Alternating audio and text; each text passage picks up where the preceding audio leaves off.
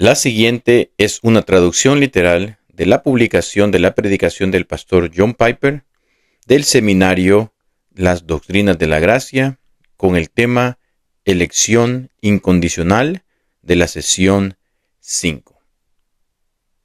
Dice así: antes de empezar, quiero leer un pasaje de la Escritura.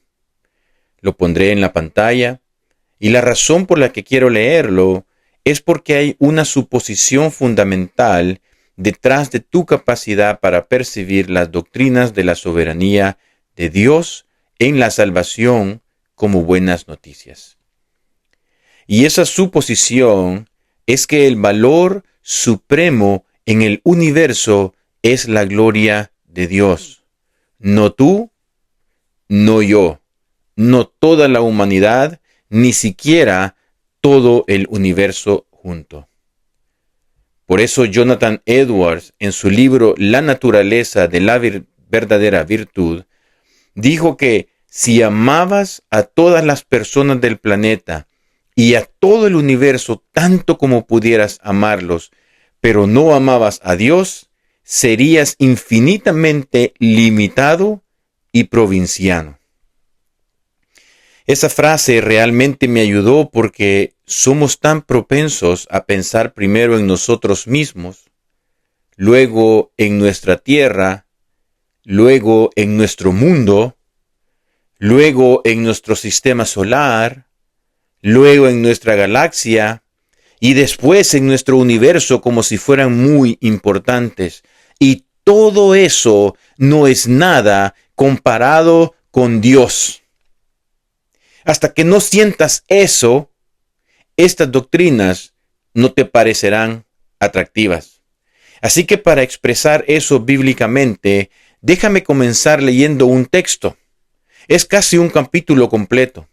Y luego oraremos juntos para que Dios nos conceda tener corazones que sean receptivos a la verdad bíblica centrada en Dios.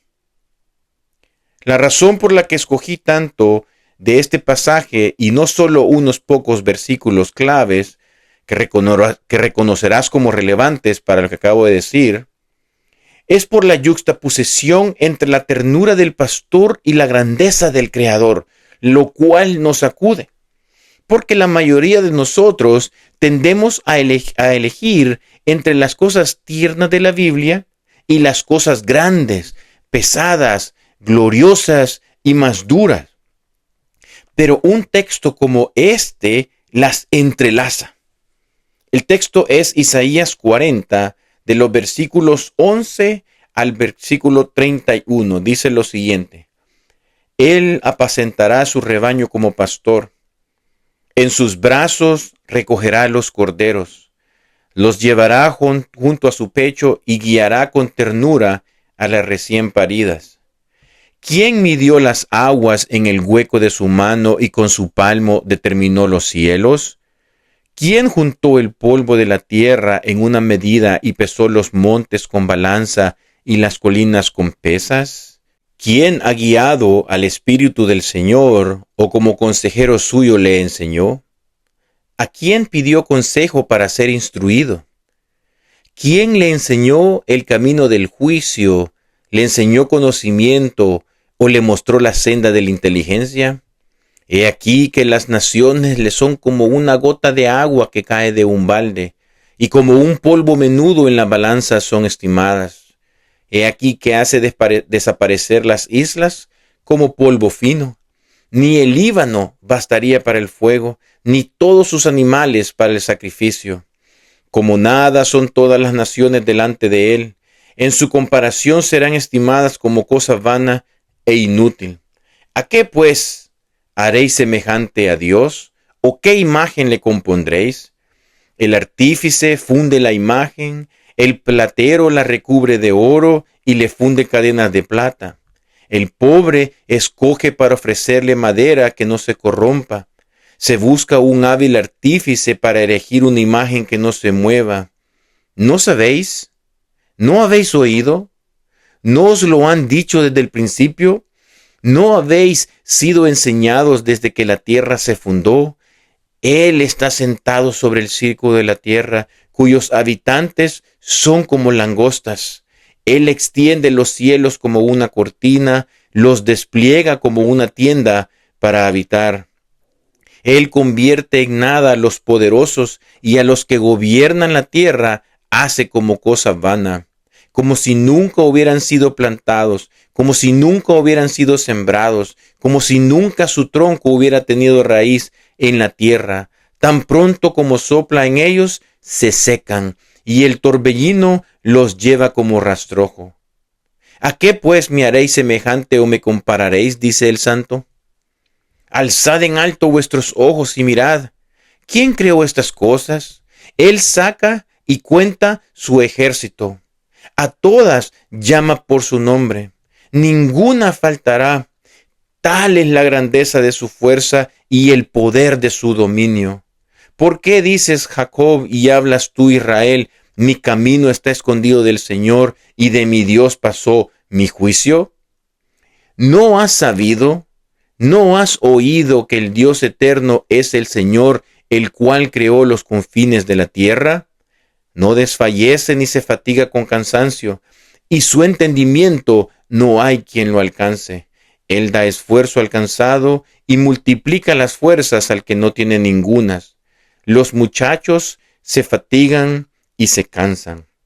Los jóvenes flaquean y caen. Pero los que esperan al Señor tendrán nuevas fuerzas, levantarán alas como las águilas, correrán y no se cansarán, caminarán y no se fatigarán.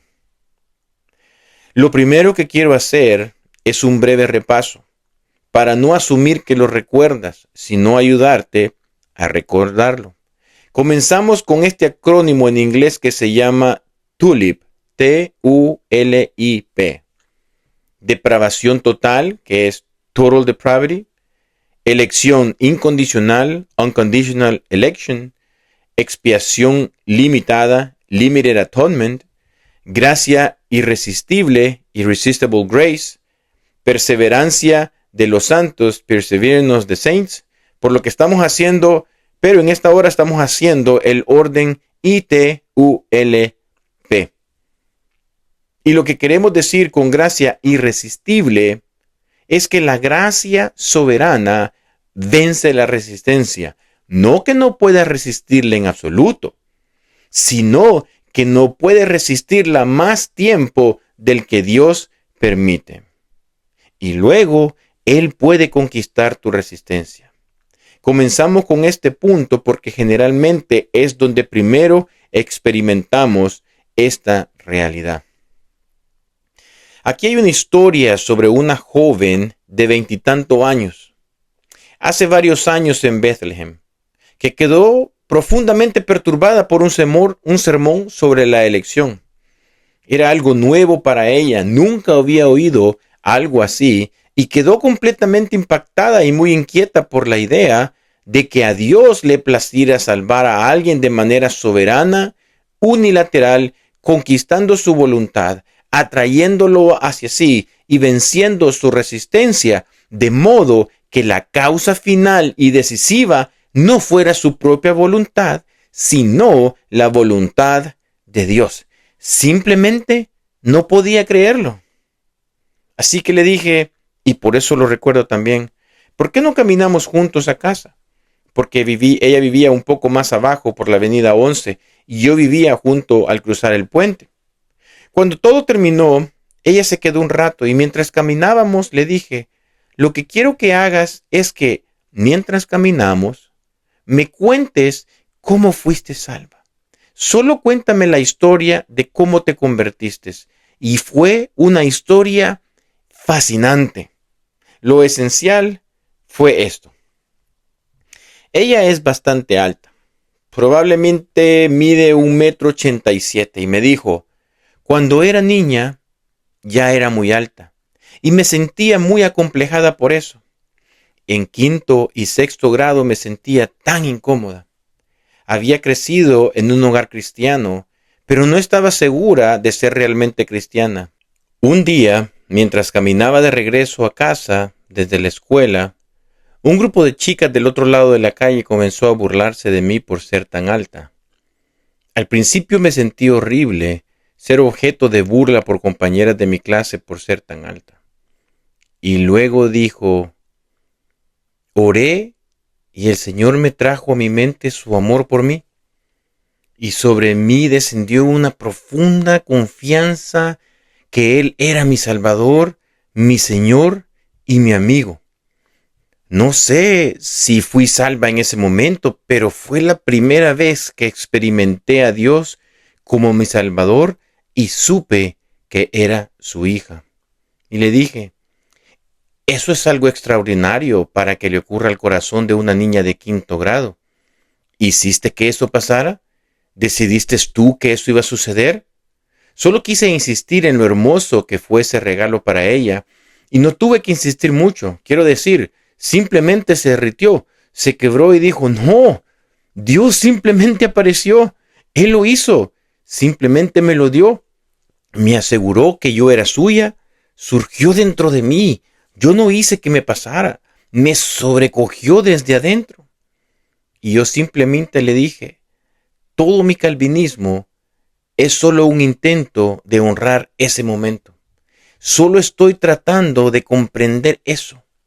Por eso empiezo con la gracia irresistible, porque supongo que casi todos ustedes contarían una historia parecida, aunque quizás no tan dramática. Y le señalé simplemente que, dado que ella no provocó por sí misma ese impulso decisivo y que aquello le sobrevino como un regalo, Dios había decidido hacer eso al menos unos minutos antes de que sucediera, si no es que 1.000.000.000 de años antes. Y realmente, desde su punto de vista, no haría ninguna diferencia si fue unos minutos o 1.000.000.000 de años antes. Y entonces todo hizo clic para ella. Por eso estoy comenzando donde estoy comenzando, porque es aquí donde experimentamos estas cosas. En la gracia irresistible. Ver que la gracia es soberana implica que la depravación es total. Es decir, que somos totalmente incapaces de responder. Esa es la implicación de decir que mi resistencia debe ser vencida. Si me dejan a mí mismo, no quiero ni puedo creer. Ese es el significado de la depravación total. Y volveremos a eso en un momento. Y ese es el resumen de lo que vimos la última vez sobre cómo encontramos esto en la Biblia. La fe y el arrepentimiento son un regalo. Nadie viene a Cristo a menos que Dios lo atraiga. Dios nos llama eficazmente y crea la respuesta que Él requiere. Dios nos hace nacer de nuevo, lo cual da lugar a la fe. El nuevo pacto promete que Él pondrá el temor de sí mismo en nuestros corazones. Y Romanos 9, del 14 al 23, dice que no depende del que quiere ni del que corre, sino de Dios que tiene misericordia. Ya hemos cubierto todo eso y no necesitamos volver a repasarlo ahora. Ahora dije que volveríamos al tema de la depravación total como inhabilidad humana. Pasamos de la gracia irresistible a la T, que es depravación total. Y lo principal que hay que entender sobre la depravación total no es molestarse porque las personas caídas no hagan tantas cosas malas como podrían hacer.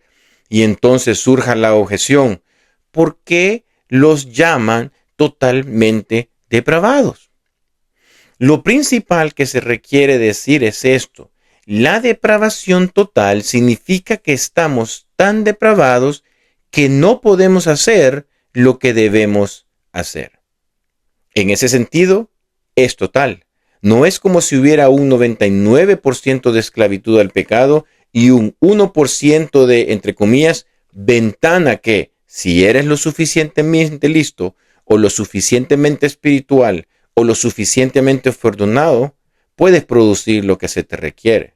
No hay ese 1%. Estamos 100% muertos en delitos y pecados y somos incapaces. Ahora bien, eso es lo que crea grandes discusiones teológicas sobre si una persona que es descrita de esa manera puede ser considerada responsable de su comportamiento. Quiero llamar tu atención sobre algo que no mencioné la vez pasada.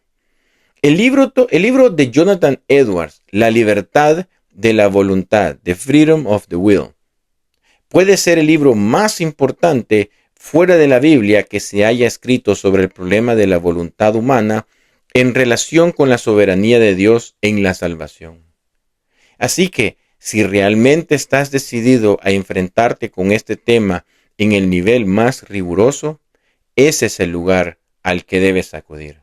Cualquier otro libro, incluso La esclavitud de la voluntad de Lutero, que está entre los 3 más importantes, no te llevará tan profundo como lo hace ese libro en cuanto al pensamiento exigente sobre la cuestión de la voluntad. Esta es la tesis del libro. El gobierno moral de Dios sobre la humanidad, su dominio, ¿verdad?, sobre la humanidad, su trato con ellos como agentes morales, haciéndolos objetos de sus mandamientos, consejos, llamados, advertencias, amonestaciones, promesas, amenazas, recompensas y castigos, no es incompatible con una disposición determinante de todos los eventos de todo tipo en todo el universo bajo su providencia, ya sea por acción o eficiencia positiva o por permiso diseñado o eficiencia diseñada. Eso significa que Dios puede soberanamente gobernar todas las cosas, o sea, decidir y disponer todos los eventos en el universo, ya sea por acción directa o por permiso intencional, y al mismo tiempo tratar a los seres humanos como agentes morales responsables. Es decir, puede mandarlos, advertirles, exhortarlos, castigarlos y recompensarlos con justicia, aunque Él sea quien determine lo que sucede. En otras palabras, Jonathan Edwards está diciendo que la responsabilidad moral del ser humano y la soberanía absoluta de Dios no se contradicen. Y la razón por la cual no se contradicen es que la responsabilidad no depende de la capacidad de hacer otra cosa, sino de que el ser humano hace lo que quiere hacer. Y Dios no lo obliga contra su voluntad, sino que soberanamente ordena que esa voluntad sea lo que es. Ahora bien, la mayoría de las personas no cree eso. La mayoría piensa que hay una profunda inconsistencia entre el gobierno moral total de Dios sobre la humanidad y el hecho de que Él les ordene cosas y los castigue por no hacer lo que deben hacer. Y ese es el punto al que quiero llegar. Esa es mi creencia y mi suposición, y en última instancia es una suposición que probablemente no puedo demostrarte filosóficamente de manera que te satisfaga. Simplemente la abrazo, porque se asume por todas partes en la Biblia que Dios tiene una disposición soberana sobre todos los eventos. Eso está por todas partes en la Biblia, y que al mismo tiempo se relaciona con nosotros como criaturas moralmente responsables. Nos da mandamientos, amenazas de castigo y promesas de recompensa si pensamos, sentimos o actuamos de cierta manera. Esas dos cosas son compatibles. A veces personas como Edwards y a mí se nos llama compatibilistas, pero este tipo de lenguaje no ayuda mucho. Él explicó una distinción importante para entender lo que queremos decir cuando afirmamos que la gracia irresistible y la depravación total están basadas en la convicción bíblica de que las personas en sí mismas son incapaces de creer en Cristo. Y sin embargo, son moralmente responsables de hacerlo. Ahí está el misterio. Ahí está la paradoja. Ahí está la tensión. La depravación total significa que somos incapaces de creer. Y la naturaleza moral de Dios asume que somos responsables de hacerlo. ¿Qué significa incapaces en esta frase? Jonathan Edwards es, en mi opinión, quien más ha trabajado para explicar esto. Déjame darte dos de sus frases claves. Edwards va a presentarnos aquí una distinción que he encontrado extremadamente útil, al menos para articular cómo es que ciertos tipos de inhabilidad excusan a una persona de hacer lo que se le requiere, mientras que otros tipos de inhabilidad no la excusan. Y es ese tipo que no excusa lo que queremos decir cuando decimos que una persona está totalmente depravada y por lo tanto es incapaz de hacer lo que se le requiere. Ahí está la diferencia. Es una inhabilidad natural y esa sí te excusa. La otra es inhabilidad moral y esa no te excusa. Esto es lo que Edwards quiere decir. Se dice que somos naturalmente incapaces de hacer algo cuando no podemos hacerlo aunque querramos hacerlo, porque lo que comúnmente se llama naturaleza no lo permite debido a algún defecto o impedimento externo a la voluntad, ya sea en la facultad de entendimiento. Eso significaría, por ejemplo, una persona con discapacidad intelectual o un bebé muy pequeño. Si tomas a un bebé de 6 meses y le dices, haz esta operación de multiplicación, no es responsable de obedecerte. Es porque la facultad de entendimiento aún no está presente o en la constitución del cuerpo. Por ejemplo, si una persona es ciega físicamente y le dices, mira esta imagen y dime dónde está el pájaro o algo así, no es responsable de hacer eso porque carece físicamente de la capacidad. ¿Y qué hay de la inhabilidad moral? ¿Qué es eso? Edwards dice, la inhabilidad moral no consiste en ninguna de estas cosas, físicas o naturales, sino en la falta de inclinación. Es decir, no puedes hacer lo que no eliges hacer. Si no tienes la inclinación hacia ello, no puedes hacerlo. O en la fuerza de una inclinación contraria. Es decir, puedes tener cierta inclinación a hacer algo, pero los motivos que tienes para hacerlo opuesto son más fuertes que la inclinación que tienes hacia lo correcto. Por lo tanto, no lo harás. O en la falta de motivos suficientes a la vista que induzcan y estimulen el acto de la voluntad, o en la fuerza de motivos aparentes en contra, o en ambos casos que pueden resumirse en una sola idea. La inhabilidad moral consiste en la oposición o la falta de inclinación. En resumen, la inhabilidad moral no es una incapacidad física o intelectual, sino una resistencia interna del corazón, una voluntad inclinada en contra de Dios.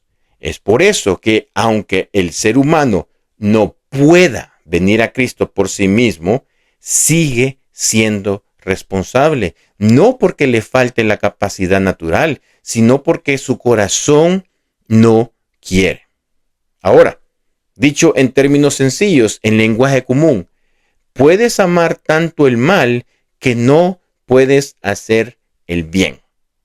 Ese es el tipo de no puedo al que se refiere la depravación total. Puedes estar tan inclinado hacia el orgullo que no puedes ser humilde. Podemos hacer preguntas sobre esto más adelante, pero necesitas entender que cuando digo que somos moralmente incapaces de hacer algo porque estamos totalmente depravados, esa es la distinción que tengo en mente. Es una verdadera inhabilidad, pero no es una inhabilidad física. Ahora estoy pasando de la gracia irresistible y la depravación total a la elección incondicional. La vez pasada comenzamos con la confesión de Westminster. Esta vez quiero iniciar con la elección incondicional, saltándome algunas de las cosas que ya vimos y comenzar en cambio con la afirmación de fe de los ancianos de mi iglesia de Bethlehem en lugar de la confesión de Westminster. Quiero que simplemente nos quedemos en casa y leamos lo que nuestros ancianos están comprometidos a creer. Son 3 párrafos. Esto está tomado directamente de lo que puedes encontrar en el sitio web. Creemos que Dios, desde toda la eternidad, con el propósito de manifestar plenamente la grandeza de su gloria para el gozo eterno y siempre creciente de todos los que le aman, ordenó y previó libre e inmutablemente todo lo que ha de acontecer según el consejo más sabio y santo de su voluntad. Creemos que Dios sostiene y gobierna todas las cosas, desde las galaxias hasta las partículas subatómicas, desde las fuerzas de la naturaleza hasta los movimientos de las naciones, y desde los planes públicos de los políticos hasta los actos secretos de personas solitarias. Todo de acuerdo con sus eternos y sabios propósitos para glorificarse a sí mismo, y sin embargo, de tal manera que Él nunca peca, ni condena injustamente a ninguna persona, sino que en su ordenación y gobierno de todas las cosas es compatible con la responsabilidad moral de todas las personas creadas a su imagen. Creemos que la elección de Dios es un acto incondicional de gracia libre, otorgado por medio de su Hijo Jesucristo antes de que el mundo comenzara. Por este acto, Dios eligió, antes de la fundación del mundo, a aquellos que serían libertados de la esclavitud del pecado y conducidos al arrepentimiento y a la fe salvadora en su Hijo, Cristo Jesús. Esa es la declaración de fe. Estos 3 párrafos tienen 26 notas al pie con docenas y docenas de textos bíblicos y solo veremos unos pocos más. Aquí hay un pasaje que mostramos en la pantalla la vez pasada, pero al ponerlo omití un versículo y no llamé la atención sobre algo muy importante. Así que quiero volver a 1 Corintios capítulo 1, versos del 26 al 31 que dice: Considerad, hermanos, vuestro llamamiento, que no muchos de vosotros sois sabios según criterios humanos, ni muchos poderosos, ni muchos nobles, sino que Dios escogió lo necio del mundo para avergonzar a los sabios, y Dios escogió lo débil del mundo para avergonzar a lo fuerte, y Dios escogió lo vil del mundo y lo menospreciado y lo que no es para deshacer lo que es. Ahora nota esto: los necios, los débiles y los despreciados no eligieron ellos mismos poblar la iglesia para que Dios pudiera deshacerse de la sabiduría y los sabios.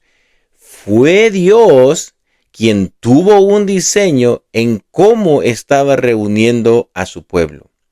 E hizo todo esto para que nadie se jacte en la presencia de Dios. 1 Corintios 1, 29.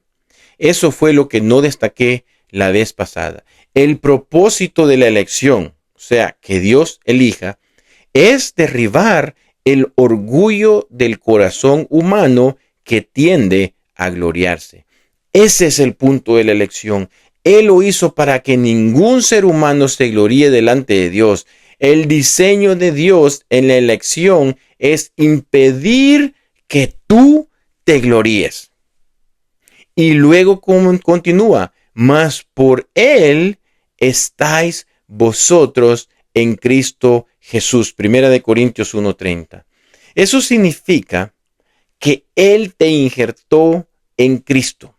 El énfasis aquí es que no proviene de ti. Es por Él que estás en Cristo Jesús. Nosotros creímos para estar en Cristo Jesús. Sí, pero esa fe es un regalo. Por tanto, es por Dios que estamos en Cristo Jesús. Estás en Cristo Jesús por causa de Él. Y continúa. El cual nos ha sido hecho por Dios sabiduría, justificación, santificación y redención, para que, como está escrito, el que se gloría, gloríese en el Señor. 1 Corintios 1:30-31. Y puedes ver de inmediato que aquí hay un objetivo negativo y un objetivo positivo. Este es un pasaje pragmático muy importante sobre el qué y el por qué de la elección. Es libre. Dios está eligiendo a los inesperados. Lo hace según sus propios diseños. Estas personas no están diciendo, ¿no sería bueno que hubiera unos cuantos de nosotros los necios en la iglesia? ¿No sería bueno que hubiera unos cuantos débiles? ¿Y si hubiera también unos cuantos humildes? Vamos entonces a usar nuestro poder de autodeterminación para poblar la iglesia y construirla de una manera que honre la gran sabiduría de Dios. Eso es necio. Eso no es en absoluto el tono de este pasaje. Este texto muestra a Dios edificando su iglesia y reuniendo personas en ellas por dos razones. Uno, para cerrar nuestras bocas cuando se trata de jactarnos. Y dos, para abrir nuestras bocas cuando se trata de alabar su gracia. Ese es el objetivo. Así que, a lo largo de los siglos, ha habido ministerios que han definido su meta como humillar el orgullo del hombre y exaltar la gloria de Dios. Y eso es absolutamente correcto. Eso viene directamente de este pasaje de las Escrituras.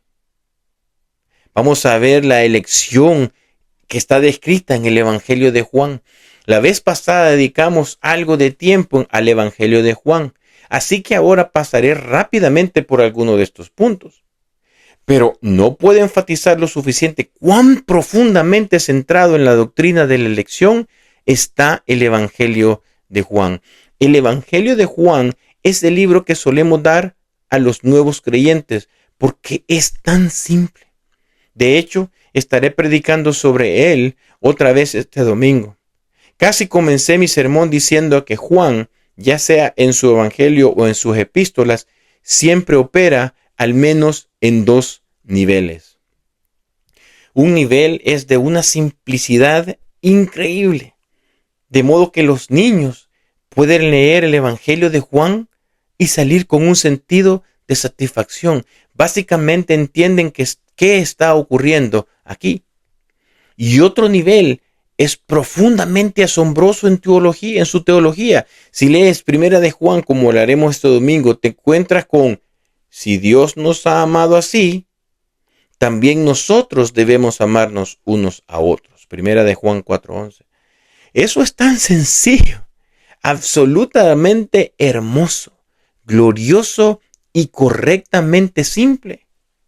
Pero luego también dice: Dios es amor, y todo aquel que ama ha nacido de Dios. Primera de Juan 5:1. Y entonces sabes que estás entrando en las realidades metafísicas más profundas del universo, porque el ser de Dios es amor.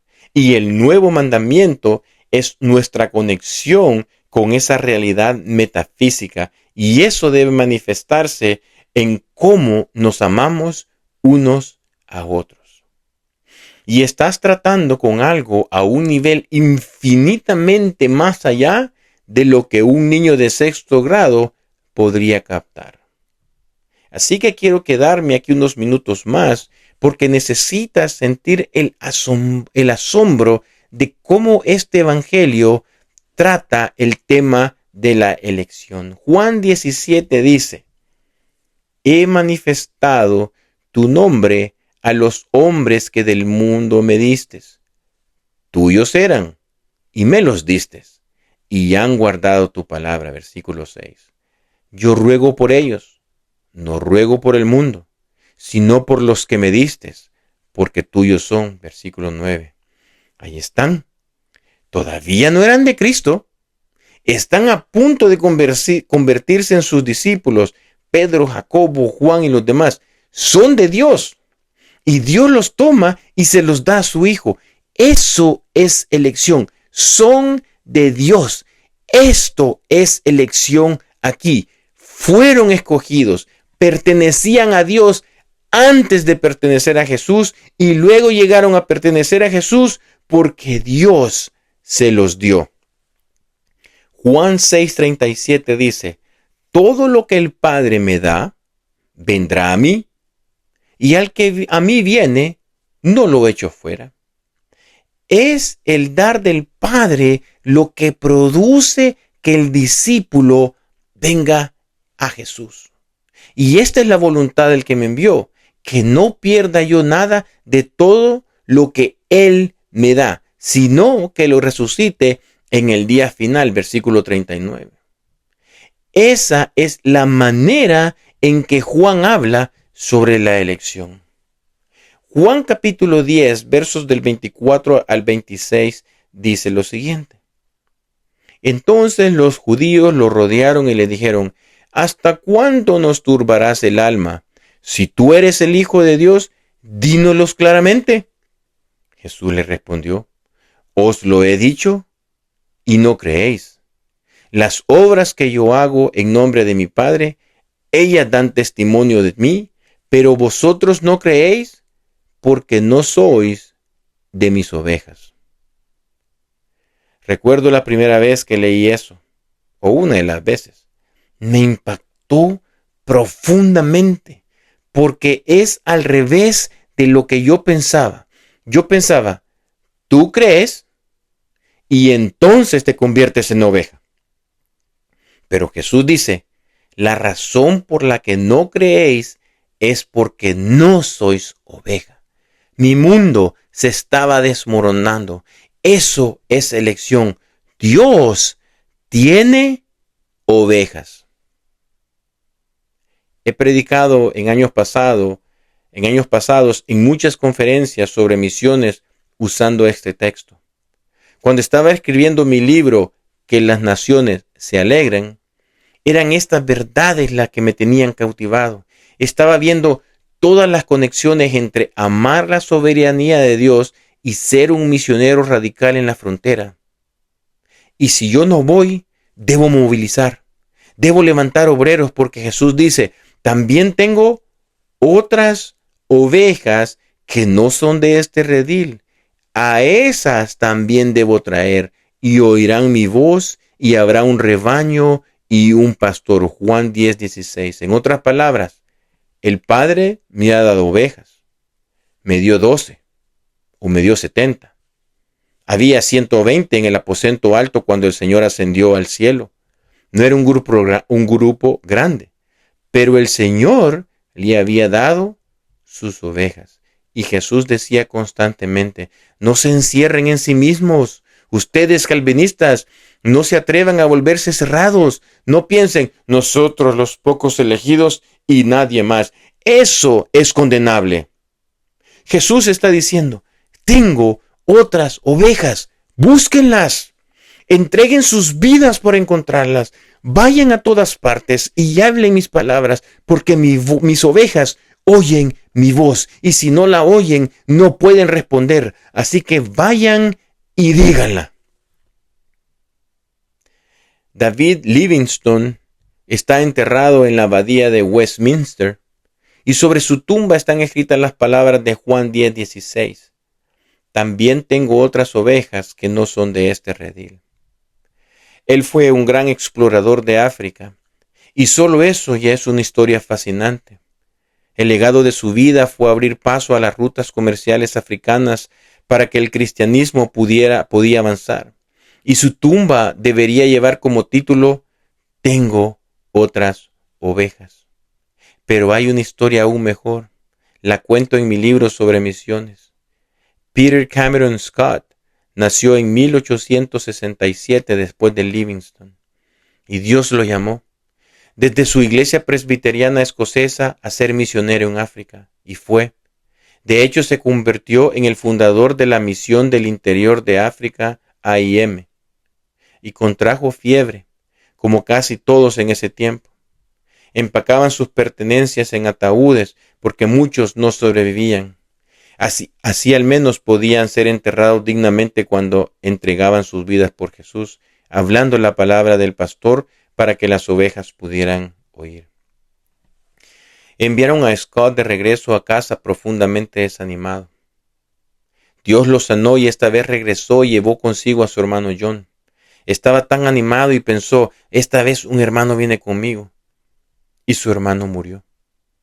Tuvo que enterrarlo.